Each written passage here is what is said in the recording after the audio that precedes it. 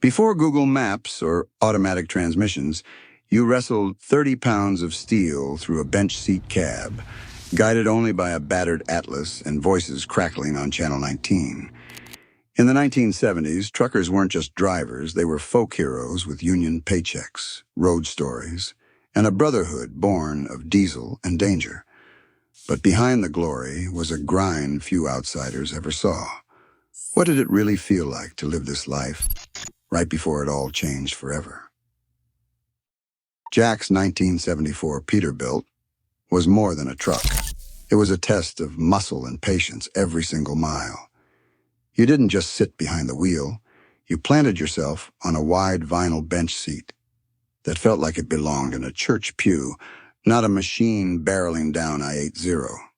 The engine's rumble came straight through the floorboards, shaking your boots and rattling the loose change in your pocket. Heat and cold bar seeped in around the doors, and the only insulation was your own jacket. The dashboard stretched out in front of you, packed with analog needles and warning lights you had to keep one eye on at all time. Oil pressure, water temperature, air brakes. You learned to read the gauges like a second language, because missing a flicker could mean a breakdown 50 miles from the nearest phone. Shifting gears in that rig wasn't just a skill, it was a ritual. Jack's Pete had an 18-speed manual gearbox, and every shift demanded timing and feel. No electronics, no automatic clutch, just a long stick and a pattern you memorize by heart. Miss a gear on a grade and you'd lose your momentum, maybe stall out on a mountain pass. Steering was a workout in itself. On older trucks, turning the wheel took both arms, 30 pounds of force just to hold your lane against a crosswind. After 10 hours, your shoulders ached and your palms bore the imprint of the wheel. This was before comfort, before shortcuts. Every mile was earned, one hard-fought shift at a time. A Rand McNally Atlas rode shotgun on every trip, its pages dog-eared and stained with coffee rings.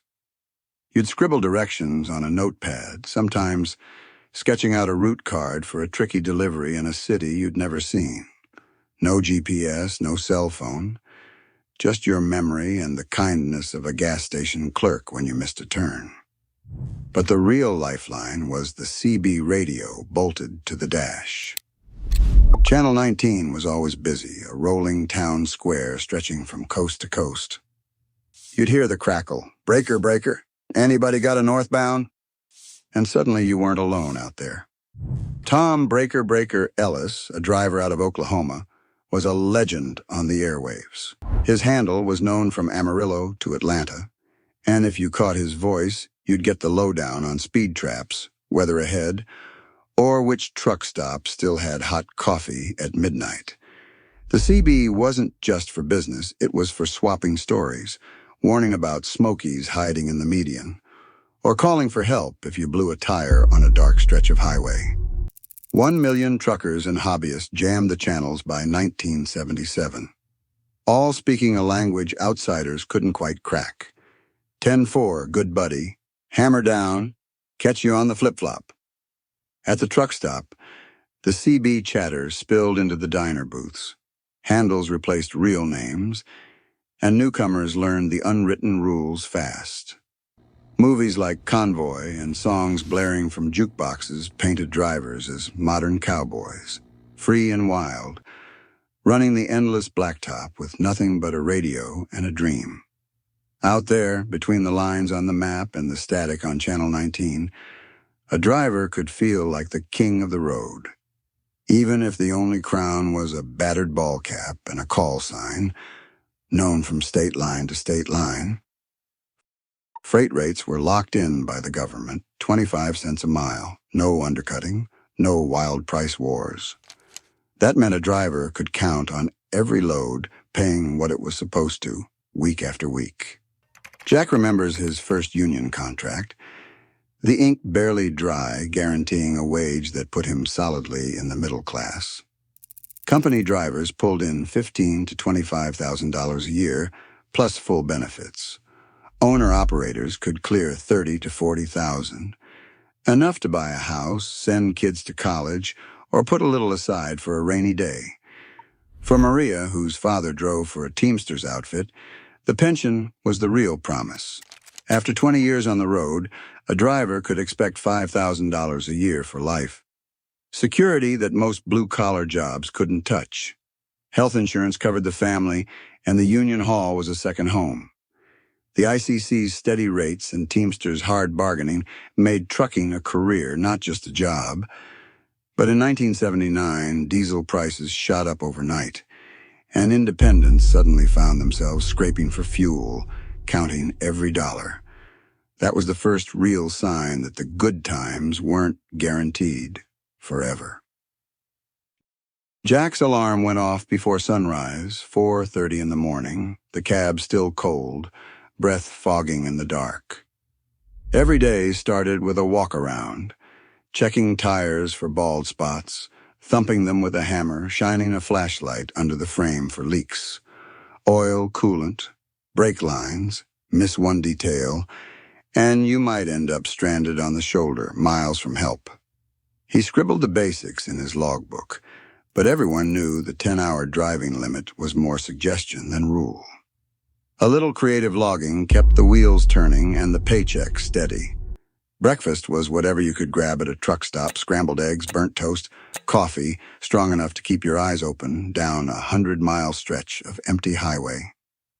Dispatch didn't call. You called them, dropping a dime in a payphone by the restrooms, rattling off your location and ETA. The miles blurred together. Sometimes Jack would cover 600 in a single day, the hum of the engine and the white lines hypnotic. Family lived on the other end of letters and late-night calls. His daughter's crayon drawings taped to the dashboard, his wife's handwriting on an envelope tucked in the glove box. He missed birthdays, anniversaries, the first steps, and last dances. At night, parked behind a line of rigs, loneliness crept in with the cold. Truck stops became a second home, a place to swap stories, shake off the road dust, and remember what waited back home. Jack's hands never left the wheel for long, and for good reason. Those big Peterbilts and Kenworths ran on drum brakes, old school, heavy, and stubborn. On a dry day, an 80,000-pound rig might need 500 feet or more to stop from highway speed. Add rain, and stopping distance stretched past 600 feet, sometimes closer to 800 feet if the drums got hot or the road turned slick. There were no anti-lock brakes, no electronic safety nets, just iron, friction, and the hope the shoes would bite before the end of the line. Every mile carried risk. Drum brakes faded fast on mountain grades, the pedals sinking lower as heat built up, turning a planned stop into a gamble. The Jake brake helped, but not every driver had one, and not every grade was forgiving. NTSB reports from the late 70s counted brake issues in nearly a third of truck crashes. In 1977 alone, 24 out of every 100,000 truck drivers died on the job, a fatality rate that dwarfed most other trades. Some nights, Jack would feel the drums start to fade coming down Yetter 80 in the rain, the trailers shuddering behind him, and wonder if this run would be his last. That was the reality. Every load, every mile, was a test of nerve as much as skill. When the Motor Carrier Act of 1980 landed on President Carter's desk, Jack was already feeling the ground shift beneath his boots. The ink dried, and overnight, the rules that had kept rates steady and paychecks reliable vanished. Freight rates tumbled, 15% gone in a single year.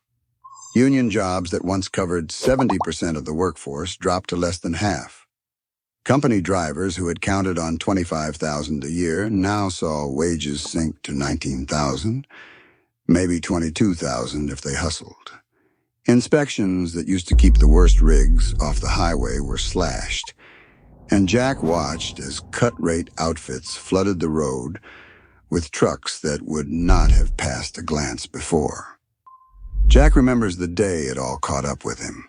A wet morning on I-80, hauling a load of steel eastbound. The new dispatchers were pushing harder, the schedule tighter, and the rig in front of him was weaving, brakes smoking. Jack hit his own brakes, but the response was sluggish, the stop longer than he'd ever felt. For a split second, he saw his own reflection in the trailer ahead. Tired eyes, white knuckles, no margin left. The near miss rattled him more than any mountain pass. That was the new reality.